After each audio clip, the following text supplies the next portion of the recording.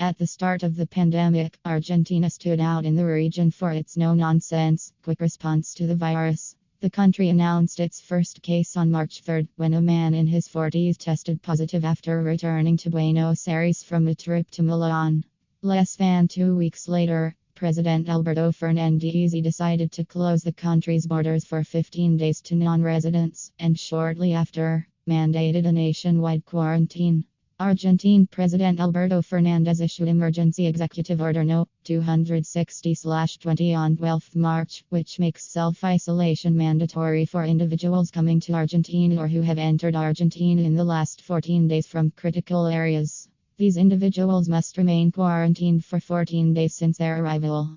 Only then will the individuals be able to resume normal activities if the individuals are healthy and without any coronavirus symptoms. For those individuals who are not traveling from critical areas, they must also be isolated for the same term if they have been diagnosed with coronavirus, have shown its symptoms, or have been in contact with potential or confirmed coronavirus cases. This also applies to these people's close contacts. Should any of these individuals fail to comply with self-isolation for the required term, they could be criminally charged for the crimes against public health described in Chapter 4 of Title VII of the Criminal Code and also be held in contempt. Also, foreigners in breach of these regulations may be deported from Argentina. From a criminal standpoint, Sections 202, 203 and 205 from the Argentine Criminal Code establish diverse sentences that can go up to 15 years of imprisonment for any individual who propagates dangerous and/or contagious diseases for people.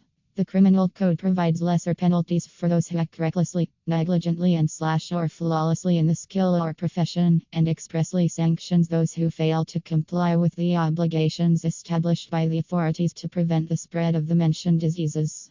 In a few years' time, when historians look back at the global coronavirus pandemic, many may write of the special path taken by Sweden, which called on citizens to be responsible for their own actions, and which cost many elderly Swedes their lives. No doubt much focus will also be put on the US, which leads the world in both numbers of infections and deaths, something that may well cost President Donald Trump his re-election. Another chapter may then focus on the country with the world's longest lockdown. Argentina. The enforced quarantine, though justified, has had devastating consequences for Argentine citizens.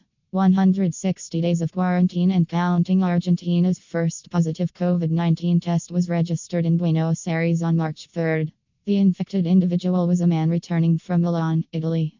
4 days later, Argentina's Ministry of Health confirmed the country's first coronavirus death, which was also the first in South America. Just over 2 weeks later, on March 20th, a national lockdown went into effect. That was the last time 160 days ago residents in the metropolitan Buenos Aires area, the country's coronavirus epicenter, were allowed to leave their homes for any other reason than to buy groceries or medicine. Now, many frustrated Argentines are asking, what is worse, the illness or the cure? According to a study conducted by the psychology department at the University of Buenos Aires, 2 in 3 Argentines are having serious trouble sleeping, says Rosendo Fraga. Whether that is a direct result of the lockdown cannot be said, but Fraga knows one thing for sure. The middle class is rebelling, but the poor tend to fall into deep depression. President Fernandez's never-ending criticism starts when he said, "I'm not obsessed with quarantine. I'm obsessed with the health of Argentines," President Alberto Fernandez pledged in defending the 10th extension of the country's lockdown.